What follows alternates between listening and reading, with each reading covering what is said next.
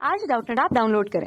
Doubtnut पर अपने सभी गणित, रसायन विज्ञान, भौतिक विज्ञान और जीव विज्ञान के डाउट्स का करो सफाया। बस प्रश्न की फोटो खींचो, एक ही प्रश्न को क्रॉप करो और तुरंत वीडियो सोल्यूशन पाओ। अभी डाउनलोड करें। हेलो दोस्तों, आपका प्रश्न है क्रिस्टलीय ठोसों के निश्चित गलनांक का कारण है। यहाँ रिक्त स्थान दे रखा है, रिक्त स्थान। ठीक है, तो चलिए इस प्रश्न को हल करते हैं।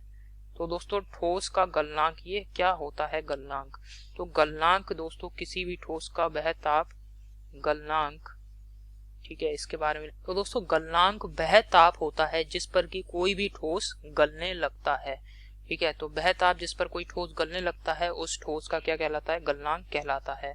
अब जो क्रिस्टलीय पदार्थ होता है, जो हमारा क्रिस्टलीय पदार्थ होता है, उसमें क्या होता है दोस्तों, जो क्रिस्टलीय पदार्थ के जो भी परमाणु हैं अथवा आयन हैं, जिनसे भी क्रिस्टलीय पदार्थ मिलकर बना है, जिन कणों से, वे सभी कणों के बीच में दोस्तों एक निश्चित दूरी होती है। ठीक है, इस प्रकार से एक निश्चित दूरी होती है और इनके बीच में लगने वाला आकर्षण बल भी हर एक जगह पर समान होता है। ठीक है, आकर्षण बल समान होता है, एक निश्चित दूरी होती है और एक निश्चित ज्यामिति होती है। जैसे यहाँ पे आप समझ सकते हैं, तो यहाँ पर जो भी यहाँ पे ये जो कण है क्रिस्टल में, जिनकी सहायता से पूरा क्रिस्टल बना है, इनके बीच में जो दूरी है ये निश्चित है और इसी वजह से इनके बीच में लगने वाला आकर्षण बल भी समान है।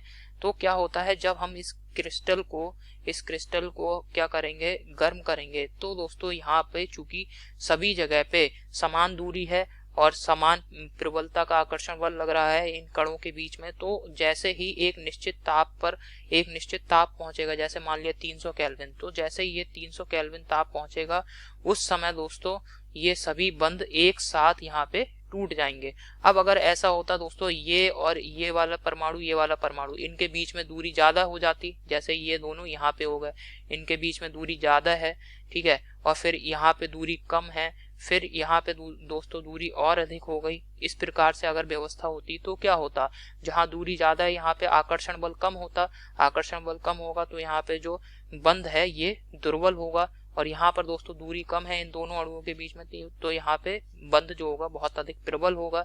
तो अब अगर यहाँ पे आप इसको गर्म करेंगे तो सबसे पहले कहाँ पे पिघलेगा?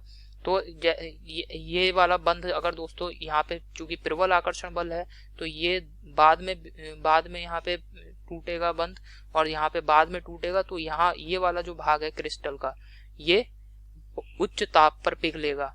ठीक है, अब यहाँ पे दोस्तों क्या है, ये जो बंध है, ये इनके बीच में दूरी ज्यादा है, आकर्षण बल कम होगा, तो यानी बंध ये दुर्बल है, तो ये वाला जो बंध है ये बहुत जल्दी अर्थात कम ताप पर ये यहाँ पे पिघल जाएगा। क्रिस्टल का ये वाला जो भाग है ये कम ताप पे पिघलेगा और ये वाला उच्च ताप पर पिघलेगा। समझ में आया?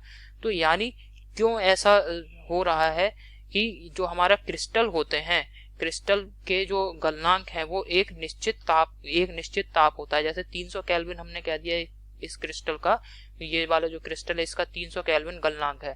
तो जब तक दोस्तों 300 केल्विन ताप नहीं पहुंचेगा, ताप जब तक 300 केल्विन नहीं होगा, ये क्रिस्टल का कोई भी भाग यहाँ पे नहीं पिघलेगा।